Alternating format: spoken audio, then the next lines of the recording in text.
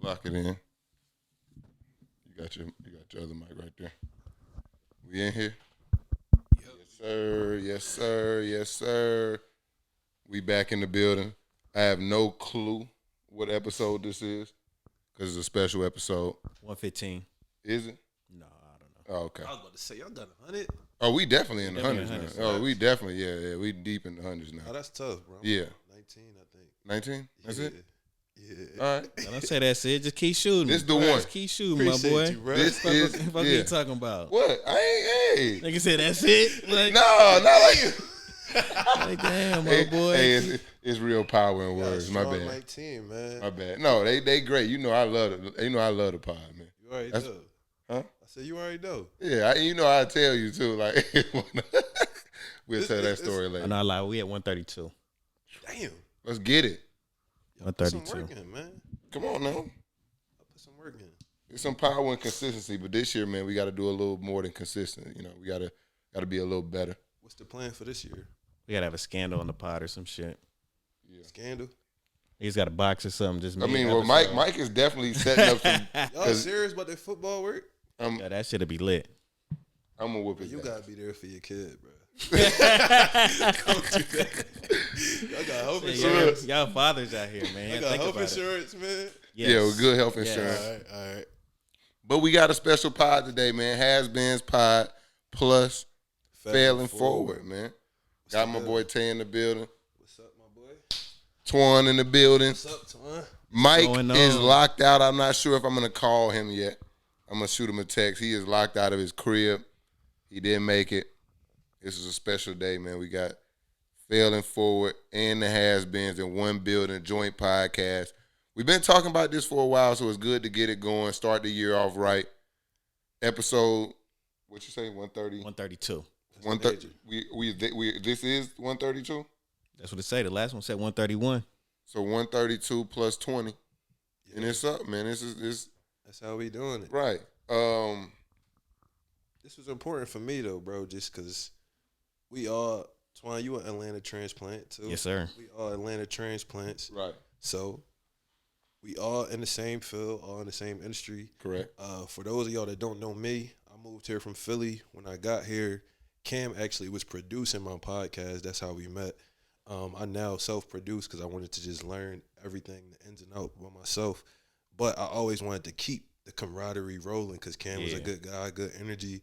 And off first link, like, he stated his intentions, like, what he wanted to build. And I respected him. Like, I'm on the same tip as you. Like, we all coming out here, let's work. Like, that's what we came to Atlanta for. So, Facts. You know what I'm saying? I was really looking forward to this, bro. It's important to set the new year off like this. Yeah. And I just want to support what y'all doing. You can support what I'm doing. That's the name of the game. Just keep building, man. We was, like you say, last year, the same time we talking the same shit. It was like collaboration, network. It was never about, because it could have been easily, like when you decided I'm going to go and do my own thing and do it myself. Y'all just stopped talking after that, right? It could have been, it could have been. That's how it be, though. It could have been, it could have been like we stopped talking because it's just like, you know what, fuck him, he serves no purpose to me. But from there, it was like, all right, well, let's you hoop, like, let's hoop, We so built from there. it went from there. Like we at the lounge, we went to the lounge together that day. Like it just moved from there. It's like it was no like, cause it's not competition for me. Like like I stated from the intent. Like my goal for this is like to build and network and like see my brother and my sister do better. So whatever I can do for them was always the key. In reality, though, what Twon said is real. I feel like 9 times out of 10, that's what happens. Like 9 times out of 10, after I make the decision to go fully independent, it's F him. Like It's not even necessarily F them. It's just sometimes I'm on to the next thing, and now I'm tunnel vision in that, and not everybody knows how to reach back and keep that network flowing, even though you're still doing your own thing. Right. Like before we started, y'all been chopping it up this whole time on this producer shit, bouncing ideas off each other. And it's, even though you don't produce them, y'all still producing for each other. You know what I'm saying? Right. That's the key to this shit. Yeah, because it's like you can easily withhold information or like, it's like you look at, I'm looking at your content. It's like for me, it's the competition for me is like I see greatness or I see anything great you do. I want to embody that. You feel me? Like Nip say, like that's the imitation is the highest form of flattery. Right. For me, Well, I think that's the right way to say it, right? I don't know. You said it right. You said I said it right? Yeah. Okay. But yeah, for me, it's like, I see you do something well. It's like, yeah, I got to, not to be better than you, like on some like, but I need to get where he at, like, cause. No, but we learn from each other, though, bro, because like when you was producing my podcast, it's things I learned and like picked up from you.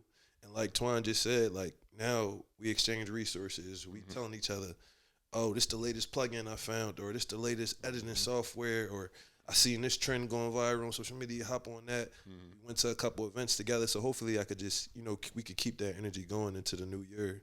Definitely. What brought y'all to Atlanta, though? Like, Twon, you just said you came from the Bay. I mean, we went to Tuskegee, so we really down 85, like 2 hours down the road. Okay. And the A was just the closest biggest city. I didn't want to go home. I'd just been at the house, living at home, and I was like, let me try this shit out on my own, and just been here. Been living. I've been here since 2014. Damn. You damn it got the same year. We got it in the same year. Yeah. My story a little different. Man. I'm from the South, so like went to high school in Columbus, Georgia, so that's like 2 hours south of here. Then went to Tuskegee, that's 2 hours. What's that? West of here. Yeah. Like 2 hours west, southwest of here. Tuskegee in Georgia or Alabama. Tuskegee, Alabama, right by Auburn, Montgomery, right in between Auburn and Montgomery is Tuskegee. Went there and went to the military and came back home and was just like chilling at the crib. My dog was like, yo, come today. I had never had the plan. I'm thinking I'm going to go to Cali or something when I get out of school or something. I thought I was, Southern dude, go to the West Coast. I ended up in Atlanta. And I was like, damn, it's lit for real out here. Like, to be a black dude, I felt like, damn, I'm like, yo, I can really get something done out here. You know what I mean? And then I was here. I came in here for like a bullshit job and just been stuck ever since. That's a fact. So it wasn't really in my cards or like in my dreams, but this the spot, man. Was it always lit like it is now, or like? It was too lit when I got here. What's some of y'all most memorable experiences since y'all been here since 2014, man? Oh, man. With respect, of course. You know what I'm saying? I know you got a family. She know I run my mouth too much, so I don't, me. I remember I got here, the very first day I got here. I'm gonna definitely edit this not edit it, I'm gonna edit it right now verbally, but I got here, my homeboy's like, yo, I dropped my bags off of my dog crib. I ain't even had nowhere to stay. I was staying on my dog in my dog sunroom. They like, yo, pull up, it was Opera. Pulled up at Opera, blow, me, I'm like, yo, this shit lit. This is my first time really partying as an adult in the A. I'm like, oh, Lord, I got a little money in my pocket. I'm like, oh, this is it. Yeah. I leave the club. I'm walking down the street. I see this girl. I say some wild shit. You know me back then. I'm still wild can too. I say some wild shit. It didn't even work in Tuskegee. No. And it worked. And it worked. What worked mean, though? It worked. Day one. Got so some like positive reinforcement of some bullshit, basically. Yeah, so it was like my first day, like literally first day in Atlanta, struck gold. Damn. Yeah, and I was like, yo, I'm thinking to myself the next morning, I'm like, yo, this can't be real life. This can't go like this. And it was like that. Yeah, it's one of them cities, man. It's just, it's constant. Like, all the time. You can find the trouble. And whenever you want it, because I don't be outside all the time, but if I want to pop out, it's always a place for me to go. Shout out to my boy Ray Bar Vegan. That'd definitely be the spot when I want to get up outside real quick. But that's my spot. I ain't gonna lie to you. And shit was cheaper. At Bar Vegan, you fuck with Bar Vegan? My homie Ray is that. I don't know if he's a head bartender, but he's that nigga up there, light skinned nigga with the dreads. I be seeing a lot of women when I be going there, but you was there with us that one time, wasn't you? At Bar Vegan? I'm trying to think. I don't think so, bro. Really? Yeah, I don't think so. Oh yeah. But yeah, that was probably one of the first spots I got introduced to when I came out here. Really? So right at Ponce. Yeah. See, you missed it because literally, I remember I used to be in like a group chat, and it was like nothing but free Atlanta events. I remember we used to just party for free. It was like a lifestyle. Like you can just go out and like for the low and like really have a blast in Atlanta. And now Atlanta it's a little more costly to go out. Like the $20 to park shit wasn't like a real thing yet. Like you could really like find like spots where it was still free to park and shit. 100 is the base minimum. I'm telling everybody, like, if you want to step foot outside in Atlanta, even if you're just going to CVS, you spending 100. Oh yeah, easy. Yeah, it's expensive to step out this motherfucker now. Oh yeah, and then you gotta look the part too out here. If you want to be successful and if you out here networking, or if you out here trying to get you some skins, you gotta look the part out here though. Was your lady you met her out here? Yeah, but it was through like a mutual friend. So I didn't have to sort through the bullshit. Twon, how you feel about that? Because you seem like to be more of the savage of the two. I mean, not today, honestly. I'm not savage no more, man. I done fell off that bike, but I don't. I definitely feel how you saying. Like, I don't want to step out into that nonsense because that's what it is. I be seeing niggas out here spinning, and end up in the same place. So it's interesting, treading these waters. Did you have a culture shock coming from the West Coast to the South? Well, for sure, because I just came straight to Tuskegee. Like, I graduated, and from the graduation, got on the plane, went to Tuskegee. Mm-hmm. So from L.A., dropped in Tuskegee, Alabama in the summertime. Damn. It's like, nigga. Yeah, he had went through the shock. So I just had to, like, immediately dive in. But it didn't take too long. It wasn't. I was there. I lived there. Wasn't much shit going on. So I adapted pretty quick. See, for me, I went through what Cam just talked about. Like, when I first got here, I'm going out, even to go to Lennox. I felt like I had to get dressed every single time. I'm like, my homie saying, pull up. I'm like, he a clean motherfucker here too. Yeah, I gotta get a fit, bro. He like, stop doing that, bro. You don't gotta do that. He like, it's in your head. Like, just be yourself. Man, it took a while. I think after my first couple months, I was like, all right, I'm cool now. Like, you feel me? I mean, because I can see where you get that. Because you see that shit. It's like, oh, niggas is dressed. Yeah. But it's like, you don't got to do that. Yeah. I actually think it helped you stand out a little bit more when you come, like, just as yourself, like, whatever that looks like. Because everything here, it just seems so, like, manufactured. Mm-hmm. That's another thing I be saying. Like, it's not realistic that every day you going out to eat, you going to the grocery store, you drip down in designer. Like, that's something I had to get used to. That's fabricated, This is crazy. Like, your self-esteem got to be really terrible. You got to, like, to do something like that. That's crazy. And that's what, when I got here, like, the culture shock, it was like, I got thrown into it early, so you start realizing what's what. Like, I remember, Insta models before they were Insta models, like, when they were up and coming, like, I remember hanging with them people. And then, like, you look at them now, and they got, like, 200,000. I'm like, nah, I remember when you were sleeping on, the floor. And nowadays, you see 200,000 followers. I'm like, nah, dog, them type of joints, they sleep on the floor. They got, like, no furniture in their crib, too, dog. Like, they pictures are fire, you know what I mean? That was definitely your thing. You would point out the furniture when niggas niggas shoot out the women in the group chat. Yeah. Like, she got this nigga be like, man, she ain't got no couch. My nigga be like, fam, that is not what we looking at. Hey, I'm consistent, bro. I'm trying to tell you, I through experience, I learn, like, but it's two ways you can take it. It's like some people don't have the self-esteem, so they see all this and they like, how can they do all this? I tell Amber all the time. It's like she see people like traveling and dripped up designer, and I'm like, she like, how do they do this? I'm like, ask yourself this: do they own a home? Right. You know what I mean? Do they? I tell people all the time, like, you don't know what people doing out there with their money. Like, niggas is scamming. Mm-hmm. They doing a lot more than that. Yeah, you gotta run your own race, and I learned that out here because I almost crashed out a couple of times, just like mentally, because it's like, I can deal with shit, but like, certain stuff will get to you. You get to drinking too much, doing this, and letting that lifestyle build up on you, you can crash out. You know what I mean? That's fact. So I done been close to them points. Thank God for a good support system that I, won't let me for real fall face first. That's the real part of Atlanta that nobody really talk about. Like, because it is so much to do and there's so much to experience out here, you really do gotta have that solid group of people that can like keep you in check if you're not one of them people that, you're not mentally strong. Like, you definitely get caught up out here. For sure. Was Atlanta, like, in y'all years here, do y'all feel like it's been what the hype is of Atlanta? Like, do y'all feel like y'all got the Atlanta experience? I would say yes and no. Mm-hmm. I would say to a certain extent because I don't necessarily aspire to certain experiences that Atlanta has to offer. That's not really some shit that I'm interested to. But like I was saying, it's constantly going on, right?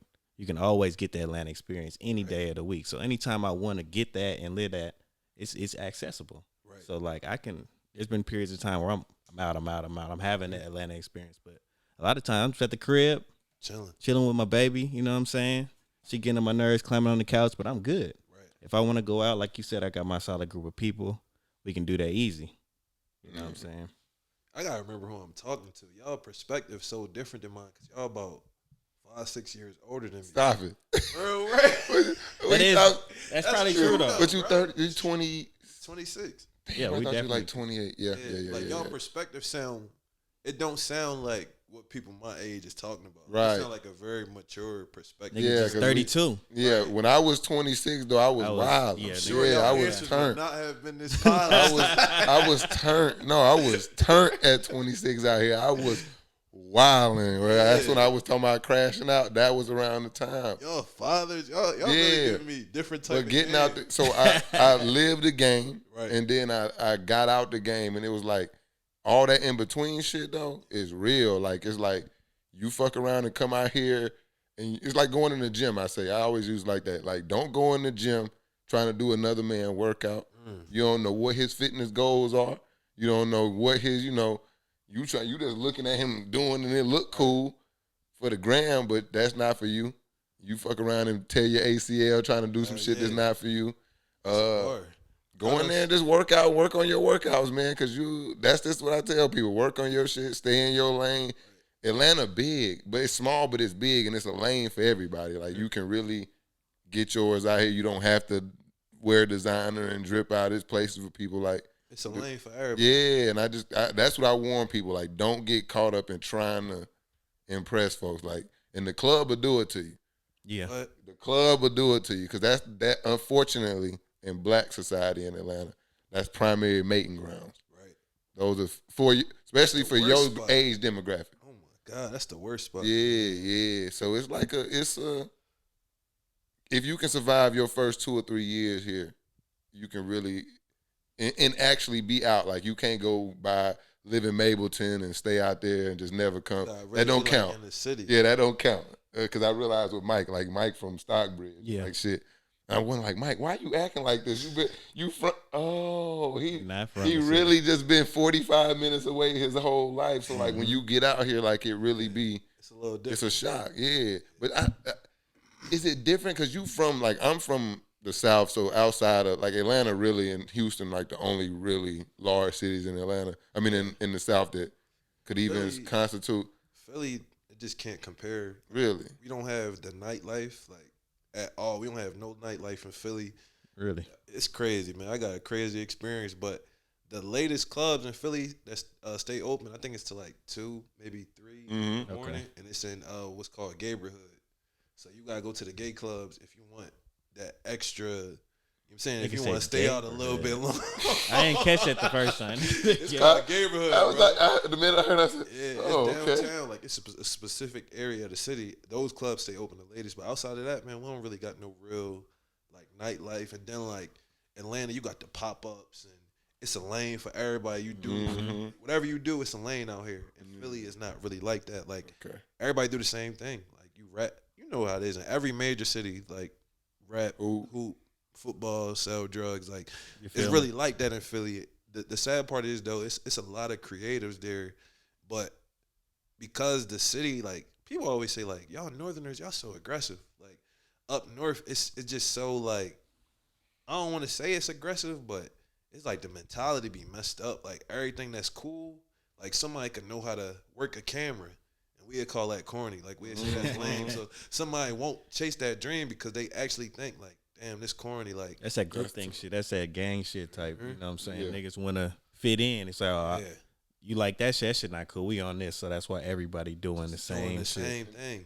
And then for you, I mean, even though, like, let's block Tuskegee out because college is like this. You know, it's like a safe, it's supposed to be for the most part, like this safe, like, kind of realistic but not realistic like version of life. But like coming from Cali, you know, especially the LA area, the gang culture, like did it like getting into the big city Atlanta life, was it like, was it different? Or was it coming from Tuskegee coming to Atlanta? No, just coming from like LA, you know, like the city life there versus like, you know, you come out here expecting, you know, a city.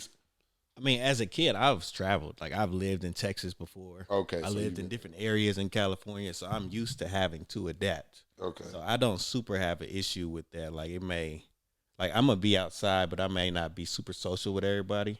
it take time for me to niggas know Twon. Because it's like I'm constantly having to evaluate. I don't know everybody like that. So me coming to new spaces, I don't have an issue with that. But I always just sit back and peep it. Okay. I super break out. I'm different than you, bro. Like I got this thing where I can go out and be extremely social, but I could walk away from them experiences and like people can't expect nothing from me. Like they're not gonna expect me to be like super tight. Like that's just how I am when I go in rooms. Like I'm really like a antisocial extrovert. Like I value my alone time. So when I'm in that scene, I'm gonna turn up. But when I want to be that's kind of alone, like me. I don't think people know that about me. I don't want people to bother me. Like we not about to be friends after that. That was just this was there. Now I'm here. When I'm here, I just want to be here by myself. So like that's how I am. I used to be too turned. Like I think I'm like whatever. I'm extra extrovert. But like I used to be too turned. But then I get to the crib and it's just like I don't say too much. I be sitting at the crib. Like even Amber, I be sitting here now. It's like I go through them phases because I'm obviously that's my fiance. Like we talk about everything, but like I just be in here just chilling, just like fine, be sitting in the same room not saying a word. And she'll be like, too, bro. "You good?" I'm like, just thinking. You know what I mean? Yeah. And I value the alone time too. But I got a question for you since you're younger than us and you are still relatively new to Atlanta. Did you come out here? Because obviously you came relatively soon after college. Right. Did you come out here with the same dream you got now, or did you just come out here just like trying to figure it out? That's a great question. I would say I came out here with the same dream, but when I initially wanted to move to Atlanta before I got here, I didn't have that dream. If that makes sense. So when I was in Philly, I just wanted to get out of Philly because it was so fucking bad. Like the violence had got just so crazy that I'm just like, yo, I gotta go somewhere. Like I gotta get up out of here. But in that journey, like I had a girlfriend and she was like really into YouTube. Like she loved YouTube. And I used to be just being from Philly, I used to be fronting like I ain't like it. Like that shit whack. Corny. Like I ain't really I ain't hating on my girl, but I'm kinda like I'm just Nah, you was definitely hating. I was hating. Definitely hating. But I was supporting her though. Like I'm recording all her videos, I'm watching her edit, whatever she asked me to do. You was doing that shit, yeah. But in my head, I'm just acting like, man, this corny. I ain't trying to do this. And then midway through the relationship, we started a couples channel. So we both started doing YouTube. And I don't know why people just took to it. Like people love. So relationships, they just want to see it. And I'm like, yo, I really like this. Like, and I noticed like I be having a lot of dope conversations with people just where I go. I'm like, yo, I don't want to be like a journalist or nothing, but I do have a passion for media, like recording, taking pictures, talking to people. So it kind of just like, it was kind of like divine intervention, kind of like I knew that I was working toward moving to Atlanta after college, and along that journey, like I feel like I found my passion. So it gave me a purpose to come out here with. That's super fire. And you found that with your girl at the time too. So it's like that added to y'all relationship with there, and y'all both were growing and shit. That's just fire. When you got a partner, that was the first and only time I experienced that where like you had a partner and y'all just as passionate about the same thing. Like I ain't gonna lie, like the highs was high. Yeah. Like somebody that wake up and just want to record or want to go take some pictures or just on exactly what you want. I'm like, damn, this is dope. But the lows was lows. It got to a point where like we used to argue over content. Like, no, I'm posting this. And she's like, no, I'm posting this joint. Like, or like with the old computer, like we was talking about before. I'm in the crib editing for 10, 12 hours a day. So you can't even like tend to your relationship in that way. I had gotten addicted to that process of just shooting. And once I get a video, I'm like, I don't want to do nothing else. She like, let's go out. I'm like, no, I'm trying to finish this project. Like, yeah, that's how I was. Yep. It started to take a strain on the relationship, but she moved now. She in LA. Like she trying to pursue her career being an actress. So she I appreciate her for like getting me closer to like figuring out what I really wanted to do. Yeah. I was on some shit kind of like that, but it was like on just some country, not knowing better shit. Like, I ain't know what I wanted to do. Like I just, you got good parents. They just know they want better for you. So they sent me to college. Like, I wasn't in a bad situation or nothing, but it like go to college. I had no clue what the fuck I wanted to do in college, why I was there. I mean, you could tell I'm just out there. You feel me? I was just out there, and I got a full ride, so I ain't paying for it. So you ain't got nobody in your ear back at the crib really saying nothing to you because ain't nobody pockets on the line or nothing. Right. And then I got out of college, got an accounting degree, do all this bullshit. And like I told you, I'm in Atlanta now. Right. So I got an accounting degree, and I'm going through that cycle of like, I crashed out once, young me. Mm-hmm. Then I crash out again when I'm a little older. So now I'm like 27, 28. And it hit me at that point, like between that and then kind of just seeing what was happening in the world, I realized that, one, I better figure out what the hell I wanted to do with myself because I wasn't going, like, how would I feel like with when people said about me after I leave here? Like, I wasn't okay with what I saw. Like, I was like, nah, that ain't what I want people to be, say. And then it was like a mix of that and like realizing like that as a black person, like how media and like how the narrative and like how everything we're given is like just like on a leash. Right. Like I went from lit in one day to nothing just by a tug of like a little leash. Like, yeah, you're no longer a fit. And now I'm filing for unemployment, you feel me? Nothing, barely, struggling. I was like, nah. So I was like, I'm never going to feel that way again. And it was like, I got to create some type of way for like my people not to have to go through these type of trap doors and be, right. and teach other people how to like get it on your own. Like that was just my new mission. Like I'm finna get it on my own and create like a way that nobody can ever take it from me. It's only person can take it from me from this point to be me.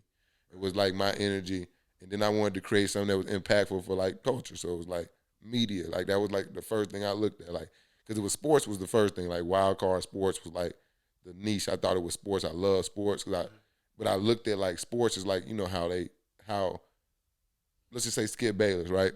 He can just say Monte is the greatest player of all time. Anybody who follows him and believes in his message will regurgitate that. Right. And I looked around, I'm like, black people ain't got no source where they can influence what the hell going on. Because then you look at like news and media and like just a story can impact stocks. You saw what them kids did in that group when they did the GameStop shit, right? GameStop, and you realize like it's power in like media and like conglomerating in one spot and using it for your. So it was like that was it, and it was like crashing out is what kind of helped me find. That's everybody. Yeah, you feel me?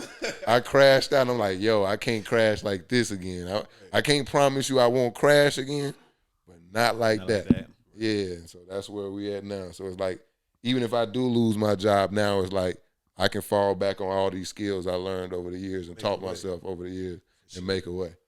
How about you, Twon? Like, how did you, I guess, like, figure out this was something that you wanted to do? Well, I still don't think I've done that, truthfully. Cam would tell you, he would try to push me into this media shit, and I'm like, I'm real iffy on it. I'm not so sure that being in front of the camera is my calling, per se. You know what I'm saying? I've figured it out the corporate way, you know what I'm saying? Did the bullshit jobs. I'm a little more comfortable now. So now I kind of have the time to figure that out. And it kind of, I didn't per se crash out in the story like he's saying. Mm-hmm. But 2 months ago, they did a lot of layoffs in my job and people in my department. They didn't necessarily affect me. But I know that in these type of corporations, you got these like 2-year cycles where they're going to reorganize. They're going to see what's going on. And it can always be you. So now I'm at the point now where it's like, I need to find these outlets for myself. Like, so even if I do lose this job, I'm good over here. So that's where I'm at with it. Yeah. Damn. I ain't expect to get some wisdom today. You know what I'm saying? Come on, man. You got the old heads. You know what I'm saying? It's the old heads podcast, man. Come HasBeens, on, you feel me? Come on. You said not HasBeens for a reason, man. Let's get it. So who is some of, I guess, like, now that you in the space, bro, and Cam, you've been in the space too, like, who would y'all say are, like, some of the influences or just some people across the genre that y'all like to tap into? Man, for me,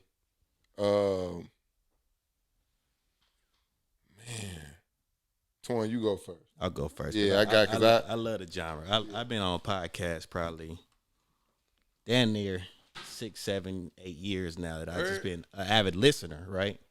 So like I started off, I was a big fan of Deezus and Miro. Okay. I used to listen to Taxstone.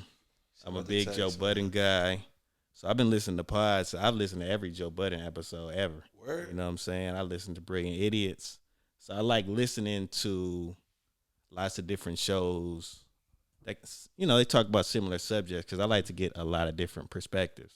So I do that with sports too. Like I'm a big Bill Simmons guy, big Ringer guy. They drop in 4 or 5 shows a week, all talking about different instances and subjects, and that's why I really like podcasts because you can really dive into it. I was on the phone before I came up here, and we were talking about the First Take and the Skip Bayless shit that was going on, and it's like I don't really watch them shows no more. They don't really talk about shit to me, so it's like I'm not even interested. Like I don't care the theatrics that they really doing because it's real like surface level. Very. And so that's what I like about the genre where it just dives really deep into these subjects. That's why he got you on the pod, bro. Yeah, that's what I'm saying. It was like a cycle, and I was like, man, this shit not working. And I knew because he was one of the main people. You know, when you got like them low numbers, you know, I was a listener at first. If I got 6 views, I know, or 6 listens, I know he one of them. And that's valuable, bro. Yeah, so I like. Just say he listened to every episode of Joe Budden podcast. That mean he was able to see when that. Inevitably, when you start something, you ain't gonna be the greatest at it. Yeah. So I'm sure he was able to see the rises and the pitfalls of the Joe Budden podcast becoming what it is today. That's valuable, bro. Back when it was Mighty the Body on that bitch, I was listening to that shit. Yeah. So for me, in the ESPN setting, because like my whole vision was like Twon. It was like I was watching this shit. And I'm like, yo, it's so much more like we talk about, and we are this culture. Like we talk about so much more, and it was like the whole energy about the media. But like I watch guys like Shannon Sharp and think about like how dope he be on his own. Back in the day when I was like really avid about sports, because it was at first the passion was just sports. It was like Stephen A. and guys like that. And then I realized, you know, just like it was more about me being a black man and like impacting black culture than it was about sports for me. So it was guys like, you know, Joe Budden. I'm always about like self-made people and people who kind of get out there and trailblazers. The Bill Simmons, the big cats at Barstool. Like I'm practically patterning Bill Simmons and Big Cat. I'm patterning my whole behavior behind them. I'm just trying to do it for black culture. Right. Where like you go like to the Ringer, I want people to be able to come to Wild Card one day, and we got a catalog of content spanning the entire culture, so you can come on here and get hair tutorials, whatever. But it's gonna be the culture, and I'm gonna breed creators because I realize it's like when you look at like ESPN, right? They get to choose who is the authority in what field. Right. Overnight, they make Kendrick Perkins the man. Quick. And make you respect him. Somebody who, you know, because before it's like you got to be able to get buckets to get on TV and no, actually, whoever ESPN tell you is the listen to, you will listen to. Yeah, and I think that's only for their TV products, though. Yeah, because they got podcaster like Zach Lowe, for example. He's a big ESPN guy, but he talking to the beat writer at the Knicks. Right. Yeah, but ain't nobody but Zach Lowe is more for the podcaster, like for the person who wants to get into the weeds. That's his personality. I love Zach Lowe. I the Low Post, that's my shit. That's my shit for real. Yeah, so like to your point though, bro, they just did the same thing with Malika Andrews. And they just overhauled their entire staff. Then they just tell you who you gonna listen to now. And I want to be the go ahead. But I want to ask both of y'all, since y'all both big sports guys. I ain't gonna lie, I was a big fan of Rachel Nichols. I really liked her. What do y'all think about the change between Rachel Nichols to Malika Andrews in terms of expertise, in terms of like knowledge of the game, just feel overall fit? Like, I liked Rachel Nichols. I liked what she was doing. My pro-blackness won't allow me to get to in my feels about that situation. She fucked up, and that's what would have happened to us probably. So deal with it. I respect it. I'm not a fan of Malika either, though. The like fit, I just feel like it's forced. Yeah. And sometimes you don't have to force it. It kind of is forced. Yeah, it feels forced. Because she wasn't supposed to be the one. I don't think she kind of went through the process. The one that was supposed to be the one is who Rachel was talking about. And she left, and she bounced on their ass. Who is that? What's her name? I can't think of her name. She's Chapman. the taller Tracy Chapman or something? That's not even close. I'm tripping. But I can see her face. I can't think of her name. She left. She does what? NBC? She's like doing the football stuff now. She be at the college football games and the NFL games. I'm sorry. Sorry. Yeah, we definitely apologize. I apologize. I think she was supposed to be the one, but I don't super care who's in them spots, truthfully. Right. I'm not watching them shows anymore. They talking about the little shit that I've seen on Twitter at this point. That's Maria Taylor. Yeah. Damn, I butchered that. And I don't think Malika Andrews got like the best relationship with players either. Like she's too fresh. Yeah, she ain't had the opportunity to be out there. Guys, like I see, like that's because she fine as hell. If that's the case, how you feel about Taylor Rooks? I think Taylor Rook got the relationships, but she's also fine as hell. She is fine. Let me tell y'all. Want me to tell y'all? I think she's talented though. Look, it's time to look. You know what? You done sent this here. It's time anyway. I'm gonna tell you a story. It's a funny story you say about Taylor Rooks and her looks, right? Okay. I gotta tread lightly here. It's a sensitive point in my relationship. So I met. She look good. So I meet Amber. It's about like a couple months into the relationship. Yeah. Taylor Rooks posts a photo. My dumb ass under there dropping hard eyes. Oh yeah. They didn't think she was gonna see that. She didn't. Homegirl saw it. A homegirl screenshot and sent it to her like this your nigga. That's trash. I don't even know her. So I learned. That's what you said. That's what I'm saying. That's what I said. That's exactly what I said. I ain't gonna use Malane. I said I don't even know this. I'm probably never gonna meet her. She's like, nah, we don't. Nah, that's just bad optics. Cause you see how they just screenshot and send this to me. It is a lesson to be learned. Yeah, right? so it's just whack how it occurs. Yeah, it was trash. Like, first of all, fuck your friend. Yeah, because it don't mean hold nothing. on. Whoever did that, straight up, fuck you. You know what I mean? That was yeah. Because y'all not even mad at Taylor Rooks for real. Y'all just mad that I was seen doing that. Right. That's the whole conversation. That's what it's about. Instagram fucked up look with at that Amber weak bitch ass nigga over here. I knew I ain't like this nigga. Look at this nigga, bro. You shut that shit down quick. She was screenshotted like, you embarrassing me, Cam. Exactly. That's exactly. That's what it really was. Yeah, about. That's exactly what it was about. She had to explain it to me. So I feel like this next question is inappropriate. Then what's up? I was just gonna ask y'all like, who do y'all think are just some? I answered the fucking question. What you mean? Across, like, just in the culture, like. Amber asked me just yesterday. She like, do I got a celebrity crush? And I don't. Like, but who fine? So I think a lot of women are attractive. Run your list. Man, Taylor Rooks on there for sure. Oh my god. In this industry, are we keeping it in this industry? I don't think I know enough women in the industry, so it's not that deep. But I mean, I like Taylor Rooks. You know, Malika Andrews got a sister too. I think I like the sister better. You think so? I think so. Cause she the beat writer out in Golden State, right? Yeah, I think so. Yeah. Mm-hmm. If I had to pick somebody though, just in the sport game that I was rocking with, is Sydney Carter out there coaching University of Texas. I She fucking think I've seen her before. And see, I thought be dripped down. Yeah, right? And see, I thought when I was following her way back when she was at A&M, or was that Mississippi? I can't remember exactly where it was, but I thought like you follow somebody, you're like, yeah, ain't nobody else following this. I'm the only person double tapping these photos in my friend circle. That's never how that goes. Then I start seeing my homeboys pop up. Do y'all be getting salty with it? You know who I like? She worked for Golden State. I think her name was Ross. Oh yeah, I know you're talking about. God. She work on ESPN too. Yeah. She Nigerian. She be filling that for Molly and shit. Her name Ross Gold Wude, I think. She definitely an attraction. Molly trash. That's what you talking about. Some trash. I can tell you who trash though, for sure. Right here. My favorite was Carrie Champion though. She was cool.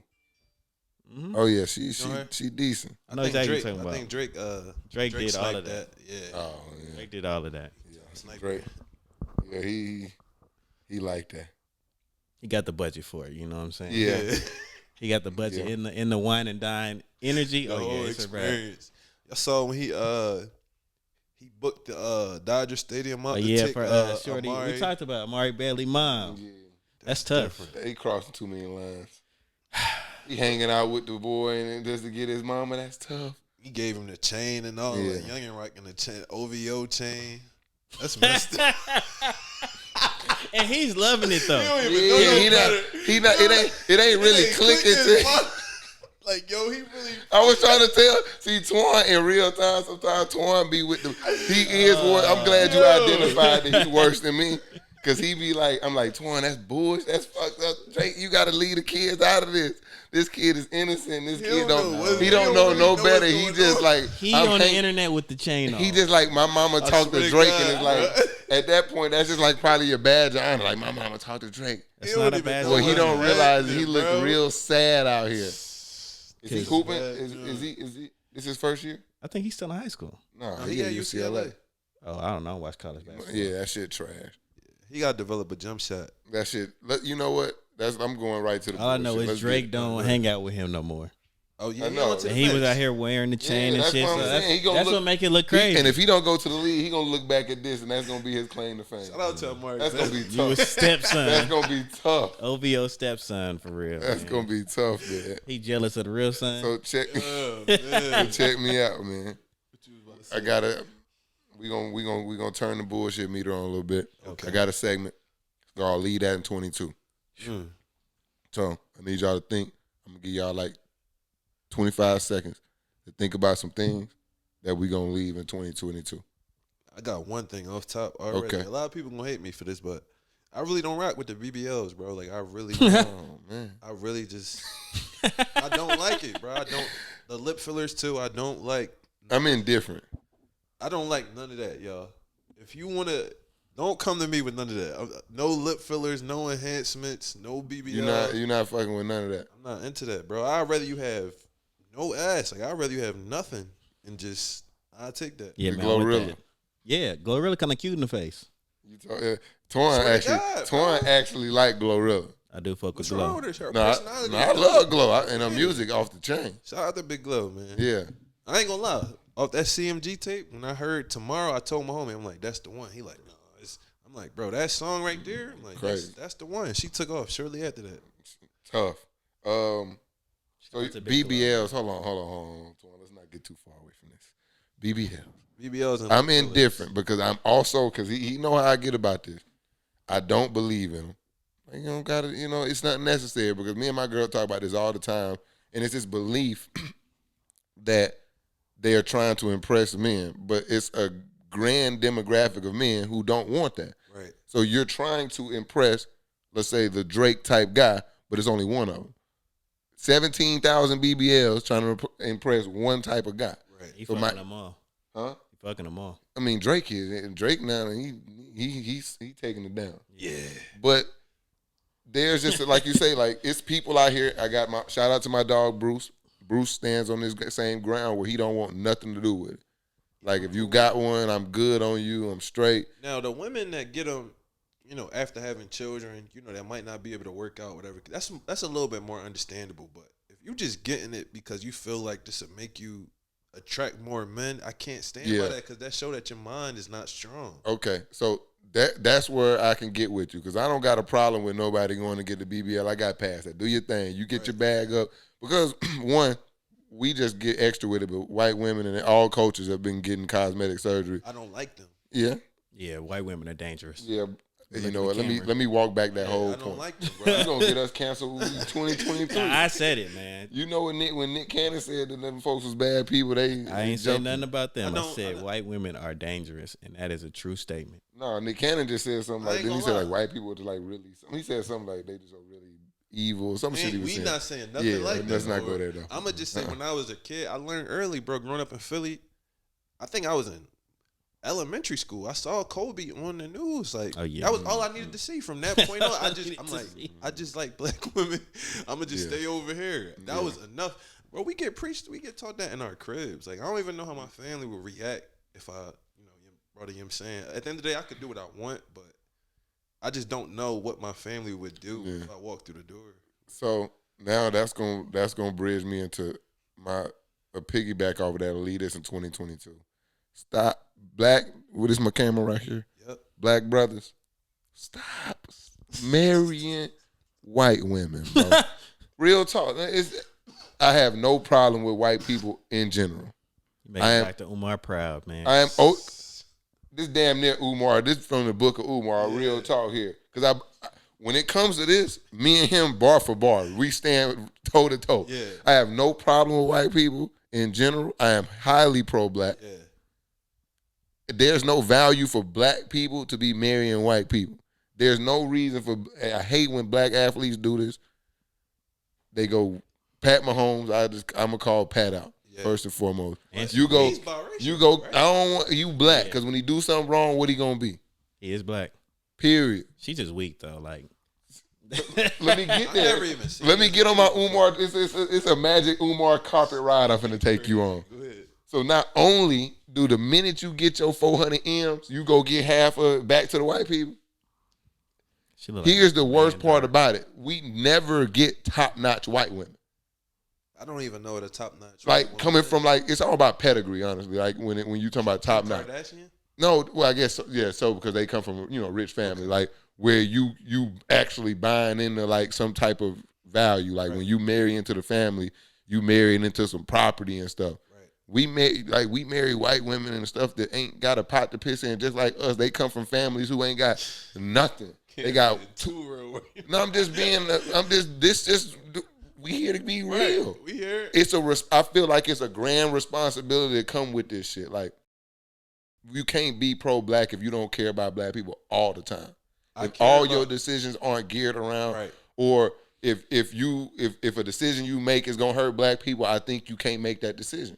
100%. That's the way I look at it. So I agree with you when you phrase it like that, but I'm more of the I personally just don't care about people relationships that much. So I don't do what make you happy. But when I see the picture of the Knicks, and I it hurt me. That hurt. It hurt me. That hurts though. It's Svi the only one with a sister, but Svi ain't even American. Svi about to take her back to Czechoslovakia, wherever you from. You know what picture I'm talking about? Yes, bro, dog. When I see that, it does hurt though, bro. But I think everybody should love who they love. Me and Amber got too many texts. I was about to say I sent it to Amber. I'm like, I'd be disappointed. Yeah, it's like hurt. I don't care who you talk to. I think that's about though.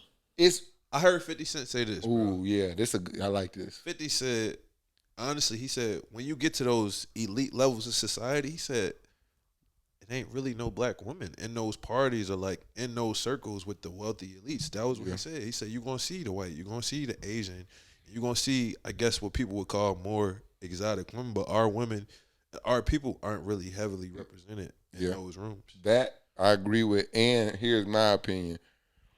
Is that in those phases of like life where they making these decisions who they gonna spend the rest of their life with? Because I think that happens way before they get into those rooms. Mm-hmm. The white woman is willing to do what the black woman, especially this age of black woman, not willing to do. I think that's a big part of it. A white woman coming in and they see the whole vision. If this guy makes it, I just need to be submissive and I'm set. I don't need to worry about none of this other stuff. I ain't gonna lie to you. Black women trying to get it and they trying to also get it on their own. Yeah. And they not thinking about latching on the back of him. So they not trying to submit to him. And a lot of the times, though, they not also trying to help him either. Like, so when he get back to the room, it's like, if you, like the white woman see it, like, that's the breadwinner. So when he get back to the room, he going to have a meal. I'm going to give my every last dollar to this. They invest in him, too. All right. I got to push back on that. Yeah, I got some pushback for that, too. Y'all got it? Because I have seen, like, I got a lot of female friends, and I've seen them play that role. Niggas dogged them out. Like, they got dogged out straight up, bro. So I think black women is willing to, like, do all of those things. I just think sometimes the niggas, they be at fault for just being slime balls. That was the third part I was going to get to. And then the third part was just black men are just sometimes just very unappreciative of what black women do. Right. That's a real thing. And I think just culturally, the way we communicate with each other is different. Like, we a little bit more, I ain't gonna say we aggressive, but it's just a way that we talk. It's a certain delivery. It's a certain tone. And I think as a man, sometimes you don't necessarily, it's not always the case, but I'll say, like, you don't necessarily always want that energy being brought back to you, especially what we seeing in today's climate. A lot of the women, how can I best say this? I'm gonna just say straight up, a lot of the women are demonstrating more masculine tendencies. Like, let's say we just were talking about Glorilla, like her rap voice and her. What she be talking about? How she talks. I love it. Yeah, I love it. But do I necessarily, after a long day of work, do I want to come home to that? I can't honestly say that. So I would say culturally, like the ways in which we communicate with each other, I don't know if that got anything to do with it. but it's just a little different. I had a Hispanic girlfriend. She was Dominican, I believe. Bro, when I came to her house, I couldn't even come over if she didn't have dinner ready. Like, her mom used to be like, yo, you ain't make dinner, fam? I used to be like, I ain't never experienced something like this in my life. All like, right, shit, I'm coming over. like, He said, what time is dinner? What's on the menu today? If you want to hang out, sure. I'm coming. You want to come over after school? Yes. Of course. Yes. I'm sure that it is black households that, you know, function that way, but I just have yet to. Yeah. I ain't really experienced. Yeah, I think, I mean, that's you know, we can get in a rabbit hole. That's disjoining this from 200 years of disjoining this. And I think that plays into the relationship between also I think it's an inferiority complex where it's like I think a white woman would do similar things, and I think the black dude would be kind of skeptical to like push back. But I think with a sister here, you know, like you say, dog her ass out for something very similar. Like, I think, I watch black people do it all the time where like they homeboy will tell them something and they'll be like, get the fuck out of here. And they'll go out on the street like a white dude will tell them to do it. And they'll just be like, oh, okay, that's a great idea. And it's like this idea that like, you know, that obviously the white is right idea. I don't a lot think of people that subscribe to necessarily that. translates between relationship. Why you think with women. so? I don't think so either. I'm with the Umar shit. Like, we get the lowest bottom of the barrel white woman, but we treat them better than we treat our own women. I think that's a different point though than your last point. I mean, I think it's an inferior. I mean, when you treat our own women like scabs, and then you putting this in reality scab, like, because they at least at the same level as the woman you treating like shit. Right. You putting them above you. I feel like that's some type of. I feel anybody you do that, whether it's a woman, if you do it with a man, like if you do it with you're an athlete or a celebrity, and you come in and you put your pants on the same way as me. So I feel like it's some type of inferiority. I think it's a lot of black men out there that just truly feel undeserving of black women. Like, they don't feel masculine enough because of how culturally we tend to emasculate black men.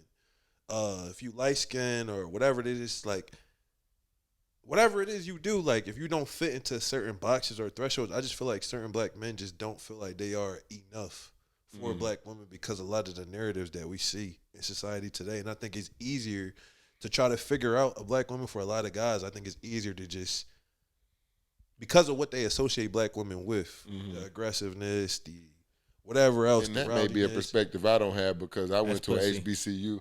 Yeah, we went to HBCU. That seems soft, we went to HBCU, so it wasn't no option. Like, but I can probably like it, especially at PWIs. It's probably like the black girls be hard. I'm sure because at HBCUs you got to come and you got to step and you got to have. Been to New York? No, once. Or no, go try to talk to a shorty from New York. She'll call you a pussy, a bitch, a dickhead, a bozo. That's how they talk. Like, that's just how they like. And if you can't match that energy, shit, they gonna think you soft. So a lot of black men, they just, you know what I'm saying, they don't even feel like, they don't feel like they go straight to the Latin club. Them niggas is soft. Get straight to the. Because you don't even have to hit them with that energy back, right? You could spin that shit. Like, you laugh at them. Like, that shit don't bother me. I ain't gonna lie, bro. I be bothered. I don't be bothered. I wasn't raised with women that talk like that. I was raised around some fucking gutter ass women, boy. I could talk some shit right back. Yeah. We'd go. See, bro, I don't like getting into that. See, I'm not necessarily like demonstrative with my shit talk, right? All right. I roast the shit out of you right here. I don't care that you angry. I'm not good at that. I'm demonstrative. I'm gonna get on your ass. So I know I gotta keep myself within a certain level because I know if I get to that point, you calling me a dickhead, bozo, all that, it's up. I might say some shit to you that I'd never be able to recover from. So I don't even try to get to those levels with people like that. So you say no. Yeah, I love black women though. I just think that I think it's a lot of black men that just feel unworthy. Like that's crazy. That's a perspective. I'm listening to him. I never heard the term unworthy, but I can get. Yeah, it's like I can get it, but it's like, damn, I never. That's super deep. Y'all from the South though, bro. Yeah. Well, you from the South. You experienced the South. Twon. You went to HBCU. I'm coming from straight PWIs. Like I, I've seen it, bro. I hear it in conversation up north. It's a totally different experience. Yeah, that's why I'm saying. Like, damn. Like you said, I'm from the South, HBCU. I'm like, all I know is black. You feel me? And like, I had the luxury. I'm African, so I'm Liberian. So culturally, like your sister serve you, your aunt, your mom, like they serve the men.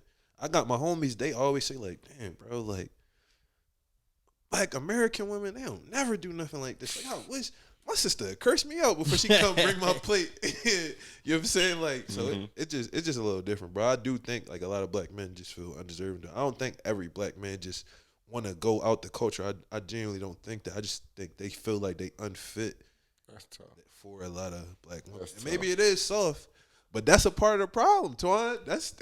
That make it even worse when we call them soft for feeling like you got to take the challenge on. See, though, my nigga. yeah, it's like I refrain from calling them soft. It's like couldn't be me. That's my energy. Like, don't come with me with that bullshit. You hear me? Because it's just like they won't submit to me. And it's like that. And their response is like, nigga, you not somebody to submit to. So what about Dana White? You know what I mean? You Dana White. You seen he smacked this lady up after she smacked him? I don't think you should smack a lady. That's what I mean. Where's the line at, Twon? It's not smacking. No domestic violence.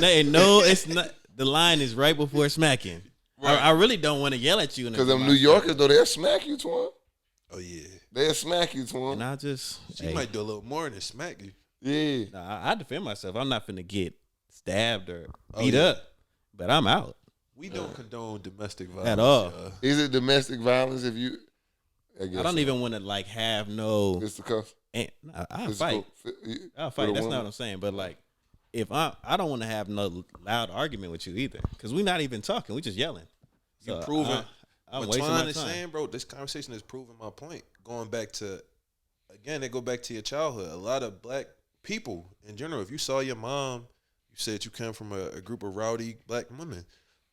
When you go out into the world, your perception of women is first and foremost is going to be based off what you encounter in your household. So a lot of people, if you come from the trenches, you come from the ghetto, you done seen this, a lot of people be like, yeah, I want something different. Like, I don't want to experience this again. And I'm not gonna lie. But all that is in black people though, and I think that's the key with us going to HBCUs because it's like it's all niggas, but all them niggas is different. All them so niggas. y'all saw the whole spectrum. Yeah, because you just get a bunch of like. That's what I'm saying is like you get real culture at HBCU because you getting black folks from Cali. Half our school damn near was from Cali. From Alaska. You getting them from Alaska, the Bahamas. Black people. Black. Everybody all black. of them black. That's beautiful. It may have been like Philly, fucking 4 New or York. 5 white boys I seen there that were like undergrads. Yeah. The whole time there. Everybody. So it's every region of Midwest, and it's enough of them from every region for you can get a real pulse of like everybody different. Like you say, like the New York joints got a little different vibe. The Philly joints got a different vibe. The Cali girls got a different vibe. But at the core of it, they all can throw some shit at you. Right. Yeah. They all can throw some shit at you, man. Dang, that's And an interesting perspective. I never had that perspective.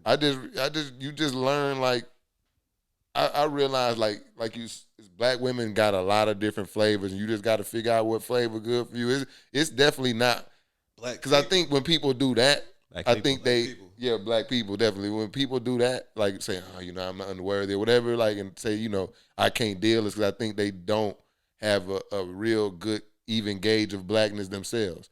Because most of us only have experienced, like you say, the same, like whatever the blackness in your household was. For 100%. Me, it was like a way different from you, obviously.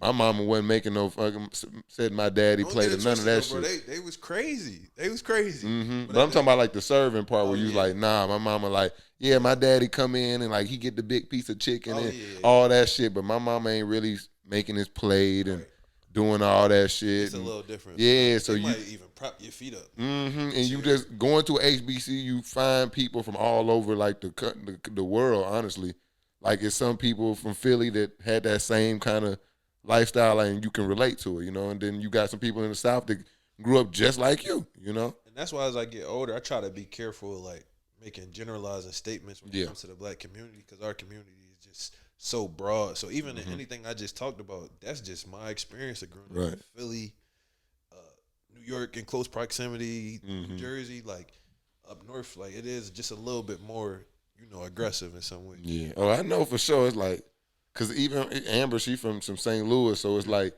you learn. Like I learned a lot. Like yo, like why you so like? Cause she real like non-confrontational. Where me, you know, South.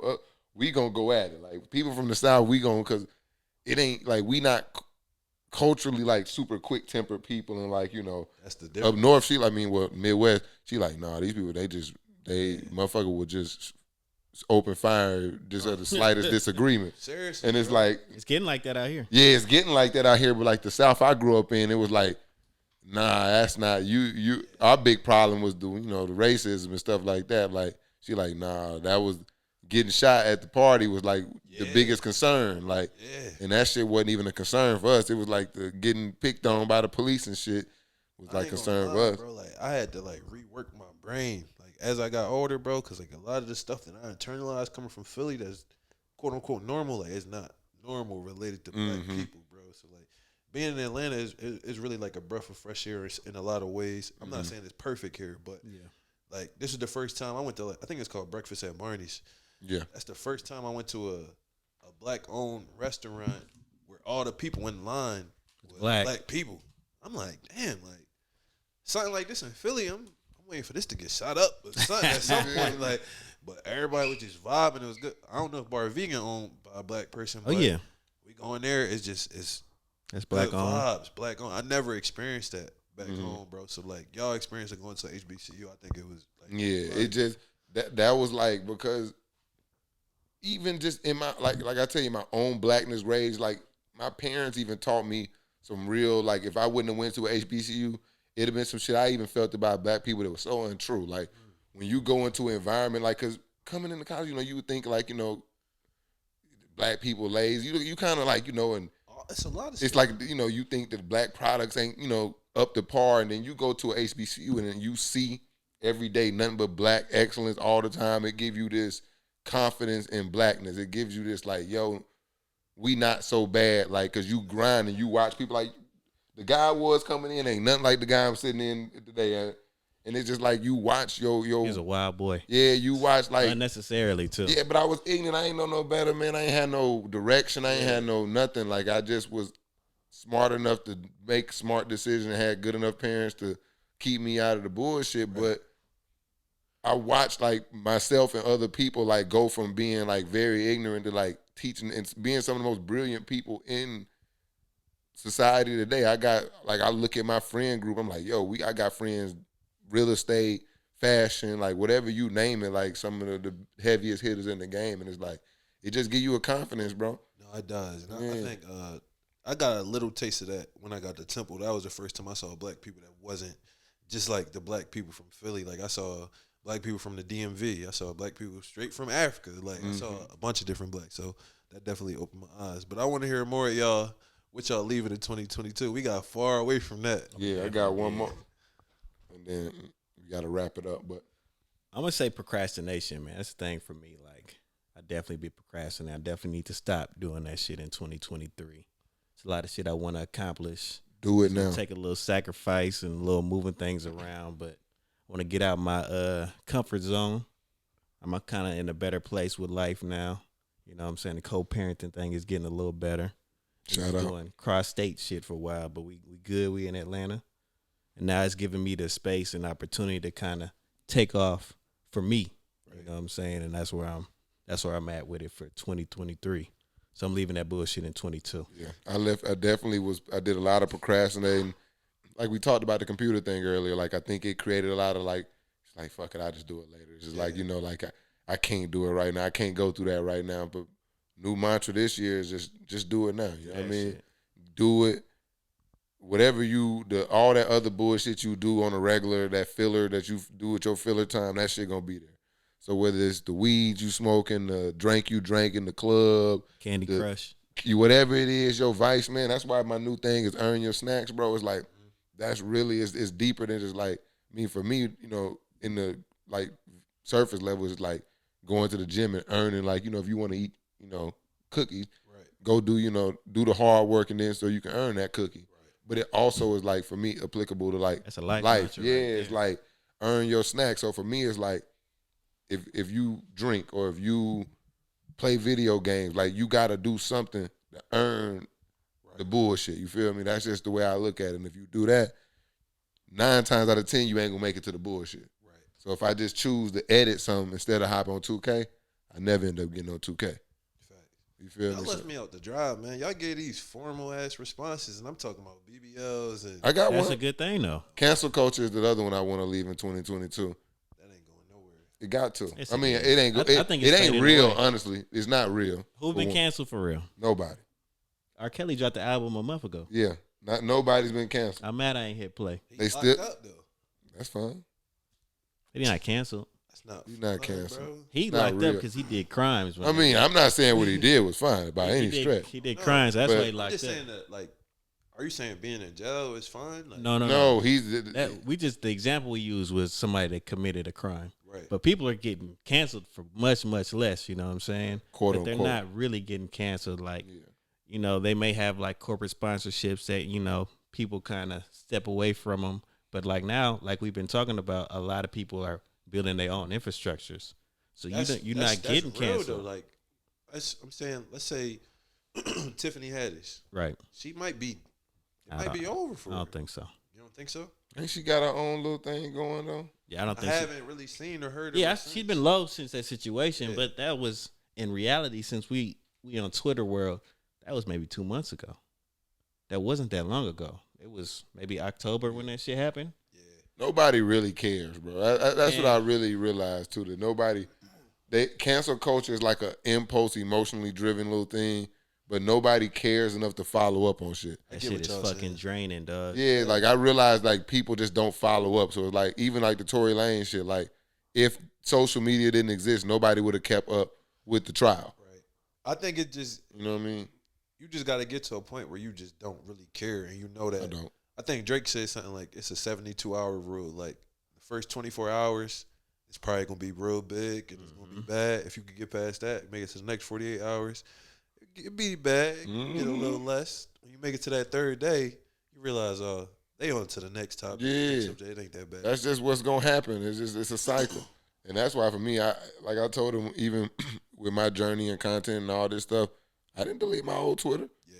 The Twitter I got is that same wild boy Twitter I had when I was calling motherfuckers all type of wild shit. Yeah. You can go on my Twitter, I'm sure, and it's some wild, cancelable shit. I don't give a fuck. I'm mad I I really- deleted my Twitter. Yeah, I don't give a fuck because what it is for me is a sign. Like I want to look back and see where I came from. It's like, yeah, I was that. I'm not that. And the people. And one thing I learned about cancel culture: the people who cancel you never fucked with you, Right. so they can't cancel you because they was never putting money in your pocket. Right. They never was doing that. So the people, because my partners ain't gonna cancel me because they know the person. You know your character. Yeah, the people that's fucking with you, they with you for a totally different reason. You been open with them. You know, the people who watching this pod know I talk about it. I'm open. This is who I am. So they ain't gonna be no secret if some Cam used the F word, not fuck, but that other F word on Twitter. I'm sure I did one day. But the 90s was a wild time. It was The we 90s. wasn't regulated at that point. That you was, feel me? that was a normal That type word. of language wasn't 2009. regulated. So That it's was like a for normal me, word. that's all I'm gonna say about it when it comes like, yo, that shit not cool now. I wouldn't say it now. Hell, people think I'm gay now because I'm always standing for the LGBTQ. Don't let me get them. I done fucked up. I shouldn't have even started to say the letters because you got to get them all right. I support everybody. Get you outta It's here. a big LGBTQ. Don't start if you can't. I don't know if that's the community in correct. Atlanta. I support everybody. I want everybody to be Yeah. happy. Shout out to Neighborhood. We talked about that a little earlier. Yeah. Shout out to Neighborhood. What's like neighborhood with Neighborhood? They probably got gang members and shit. Yeah. I like to have Gangs fun with everywhere, differences. That's why Dave Chappelle also one of my influences. I enjoy how he just being real. You just like that's when like you can just be real and talk about any, but you just got to be consistent with the realness, and that's who you are in tackling topics. Like I don't think anybody gonna be like, oh, you know. Somebody always gonna find something. Well, yeah, but the With majority everything. of people gonna be like, that's just Cam or that's just Tay. That shit is just You know. getting drowned out these days. Like they mad about some shit every day. But 2-3 years ago, that shit was stopping everything. Right. But now it's like, nigga, yeah, what you gonna be mad at tomorrow? Yeah. They You know tried what I'm to saying? cancel Forget Skip about- Bayless, and I'm just like, dog, I get what happened, but it's like, and it's more just like who you don't like. It's like nobody really likes Skip Bayless, so the minute like they just wait for him to do something to like tear him down. That's one thing I do hate about like American culture. It's not even black culture. It's like everybody like waiting for you to fuck up and like fail. Like I do truly think that. Oh, you said it's not that is American culture. Yeah, I think that's American culture. That's not even black culture. I just think everybody, like, no matter how good you are, like, they can't wait. They raise you up. Yeah. They can't wait for your downfall because it's like people want to see you doing good, but just not too good. Yeah. I think what I got, like, where I'm at now when it comes to the podcasting space, like, what I love about it the most is that a lot of the podcasts I listen to, like Joe Budden podcast or whatever, like, we're seeing people that have lived through all of the BS. We lived through, like you said, in the 90s, the F word, that might have been acceptable. It's not now. But these people they made it and they survived through that to be able to give us these experiences and that wisdom from those eras. And I think nowadays, like, with this cancel culture, we don't give people the opportunity to, like, learn and grow and, like, mature from their mistakes. Like, it's like they want everybody to be, like, perfect. And that's they want everybody to be anything but themselves. Right. Like, people who are imperfect are expecting other people to be perfect. We all coming from different backgrounds, socioeconomic statuses, cultures. Like, there's no way that we all gonna come to this and just be the model human being or model citizen. So, like, that's what I hate most about cancel culture is, like, just that expectation of it's not real. So forget the BBLs, y'all. Like, that's gonna get you canceled too. It is. No, that's gonna get you canceled. No, it's not. Shout out to the gym bodies. I'm just saying, like, shout out to them fake ass resolution bodies. Them the BBL bodies. What the fuck is a fake resolution body? They come in the gym for 2 weeks and they go to the niggas that's in people way right now. Then they go they'll be in the DR and they probably going now with the weather bad. Influencer videos acting like they worked out. I don't like that shit. Me either. I don't like that shit. I love women a lot, and I love, like, a natural woman. Like, it's just something really special about that. Like, a woman that loves her own body, love her own, everything her. Like, it's something special about that. So I don't know what happened culturally where that changed, but we gotta get back to. Well, I mean, I kind of get where it come from. Like, that's what you see. That's what's shown on TV and these videos, and in our culture, it's these big booty women. You know what I'm saying? That shit started when we was kids, XXL type shit, and it's just evolved, and now it's like, all right, now they want the Spanish type women. So it's thrown in their face, honestly. It's a sick fucking game. She's Nia Long built with love, but she got cheated on too. Yeah. So did Beyonce. Everybody get cheated on. Yeah. Yeah. But I'm saying her just as herself, like, that's Good boy. top tier. You know my number one thing though? I need this. I gotta, and I pray. Nia Long's on the list. Or what? The list we was talking about earlier. Oh. But continue. Okay, yeah, that's a good list. Nia Long, tough. Super. To this day. But OnlyFans, bro. What about it? You rather make one? No, I want that shit to stay in 2022. You want to stay? Why? Leave it. I'm tired of it. That's a hustle. That's what. No, it's. All right, I'm backtracking now because you said BBLs was an investment. That's what you said. So OnlyFans is. That's a part of that. That's hustle. They cutting out the middleman. They not fucking with the Pornhub and the Bang Bros no more. You gotta pay them direct. My problem is, bro. Somebody got to do the job. No, bro. My problem is now, bro. Invest in a small business. It's taking too long for me to get my food and my drink at Starbucks, bro. Make your own coffee, bro. Make your own coffee. Hey, man, there's not enough people at work, dog. Yeah. Hey, everybody got OnlyFans, bro. I'm thinking about it. Not everybody making money on their OnlyFans, though. That's not. No, they not. Of course not. I really don't have a problem with the OnlyFans, though. You don't? No, I really don't. Really? I rock with it. It's like a niche space. Ain't nobody like.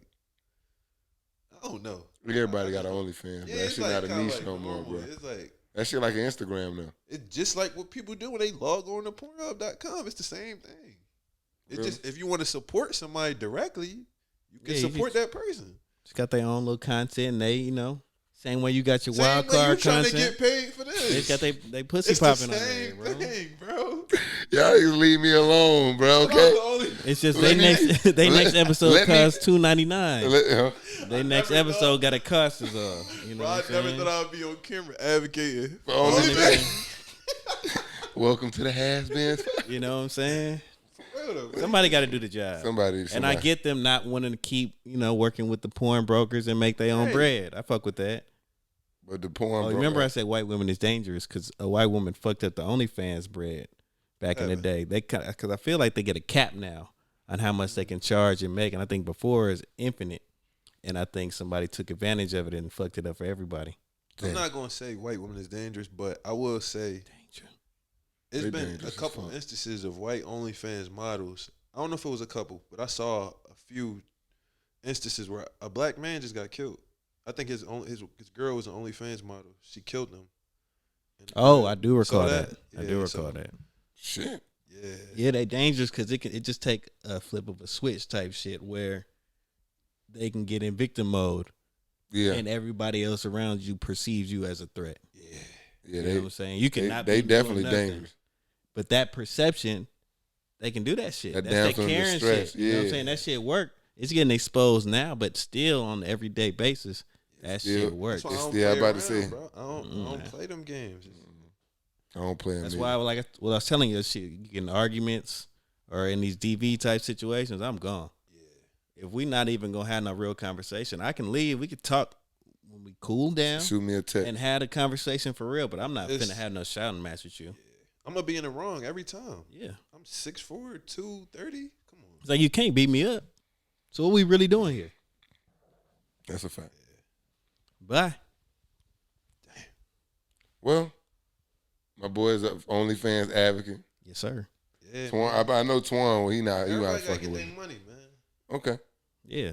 Shout out to the small business women out there. He talking about shout out to the small business owners. That's what that is. You subscribed to something? No. I never have. Who? I was gonna say you can go on Reddit for stuff like that. Really? You know what I'm saying? If it's a celebrity or somebody you really interested in. Yeah, Reddit, you can find whatever you want. Anything on there. Yeah, Reddit. I just started fucking with Reddit over the break. Okay. It's dangerous. I don't want to know what you was looking at. We're on Reddit? Yeah. Nah. He was in this fucking snow blizzard in this room doing God knows what. I'm like, yeah, baby, I'm about to work on some content. Face ass. Got all the doors locked. This is where this ends, Twon. This is when he get to talking about. Filming Cam in here working on his OnlyFans content coming soon on the wild card, nigga. I appreciate y'all though, bro, because I feel like I don't really have. I ain't gonna say I don't have fun doing my podcast, but I feel like I always